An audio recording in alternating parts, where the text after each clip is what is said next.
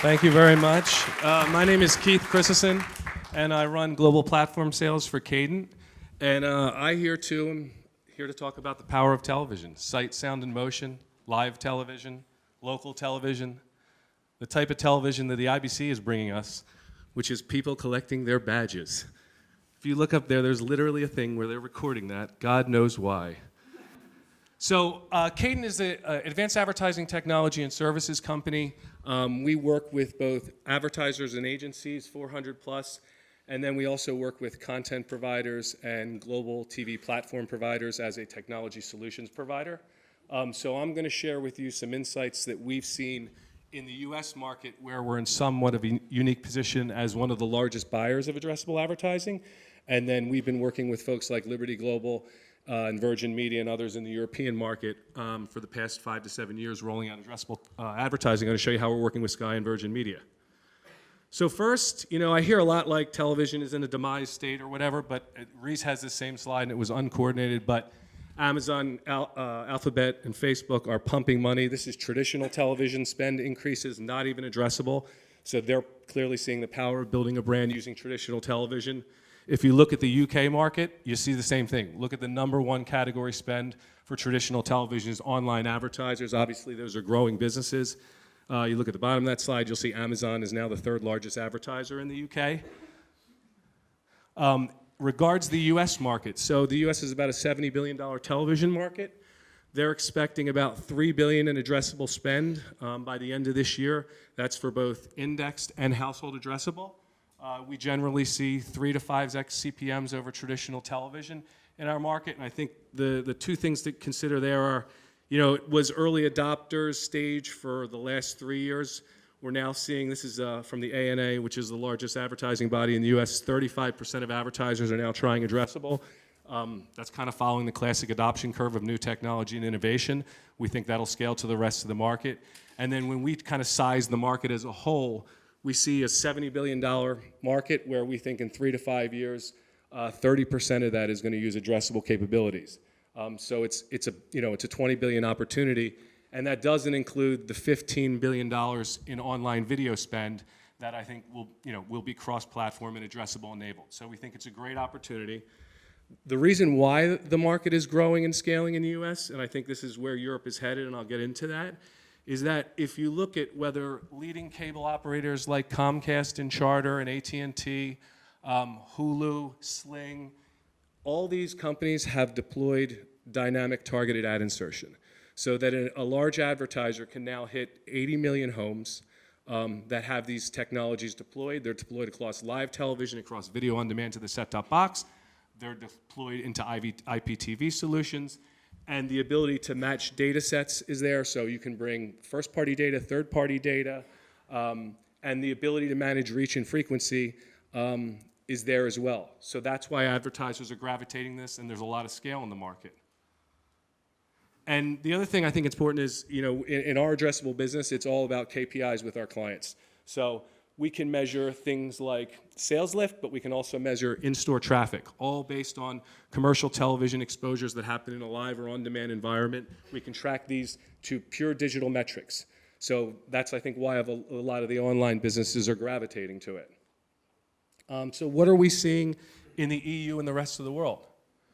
So when I go around and talk with global TV platform providers, they kind of have a similar problem that I've seen that Walmart acknowledged their CEO, which is they have access to a lot of direct to consumers. They have access to collecting a lot of data on what those consumers are doing, but they're not making a lot of money on that data.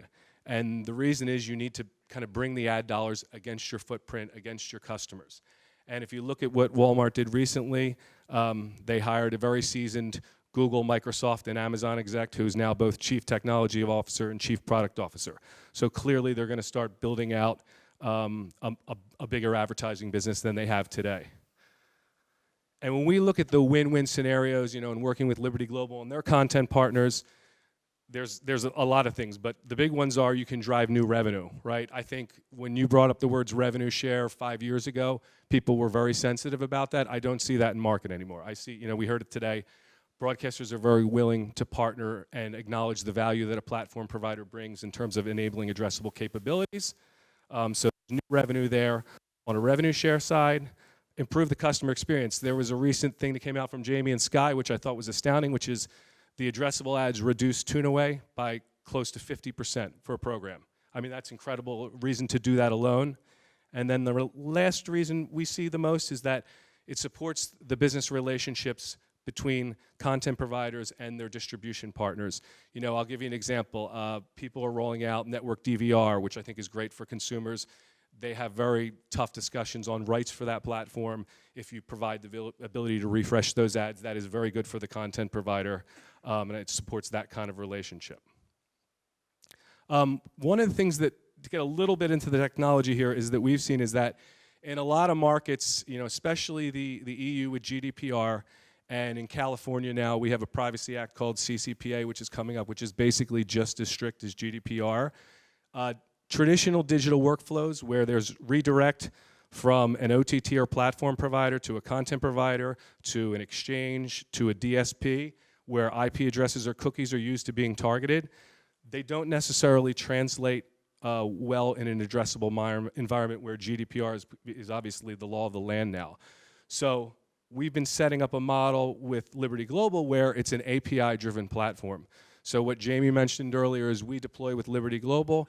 We provide APIs for Sky AdSmart or other content providers to bring their own preferred ad sales systems and do things like query the audiences that are available, provide campaign ingest capabilities, provide reporting capabilities, all driven by API, all driven through automation, so that you can actually support kind of programmatic addressable television without having redirects where a customer doesn't know my IP address ended up where and who matched what data against it. I think you're going to see more of these types of models moving forward because, in general, the operators that we're working with are very sensitive about any data leaving their network. And this is this is the example of what we set up in the UK with Sky. Jamie mentioned it earlier.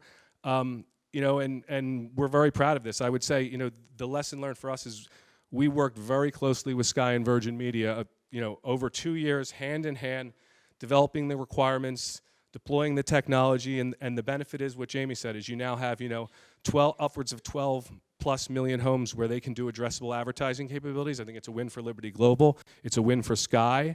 And it's important that Sky can deploy AdSmart with other operators. So we've worked on that integration. It is running right now. There are active campaigns running, and we think that's going to be very successful. When I talk, so I think there's been a lot of dynamic ad insertion, but doing linear is really important. Because if you look at this is a year old, but I think it still holds true, is that if you look at the first 3 bars, which is the green, the kind of the light blue, and the purple, that's live, video on demand, and PVR. If you're trying to create scale in a market, which is what you need to compete with Google and Facebook, and not leverage all of the viewing that's happening there, which could be 70, 80, 90% of the viewing, you're not really, you know, you're going to battle with one arm tied behind your back. So enabling linear with these other platforms with normalized addressable ad insertion, in my mind, is a must-have requirement. You have to do all platforms. And then what I mentioned earlier, GDPR, super important. So like when we work with a client, we deploy a DMP on site. It doesn't sit out in the cloud. So the operator's network sensitive data is there. We don't touch any PII data. So the operator holds that data. And like I said earlier, there's no redirect of ad requests leaving the operator's network. So that's super important. And I think the US is going to follow Europe on that in terms of tighter privacy all around. And then when we look at the global market for this, which we think is big, the blue, you see about by 2023, $260 billion in television spend. You see another, I think, 50 or 60 million in online video spend. Again, we think 30% of that, because some products don't really require addressable if it's a very kind of broadly scaled product. But we think 30% of that is up for grabs in terms of bringing it into the addressable ecosystem. I'll tell you another interesting data point is Facebook and Google, only 25% of their revenue, I read, was from top 100 advertisers. The rest is longer, medium tail. And so bringing those types of advertisers, which I know Sky has been working on, is really important because they're a growth engine for the addressable TV ecosystem. And then lastly, I think what I just showed was the TV spend. If you look at the overall digital spend, it's kind of incredible in that it's that big of a market, and it's expected to grow 10, 15% annually, which is massive. And obviously, this is what Amazon, Google, and Facebook are chasing. And you look at one of the key drivers for that, which is automated advertising with targeted ads.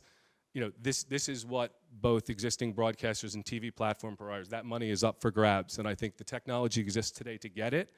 It's a matter of cooperation and collaboration. And that's it.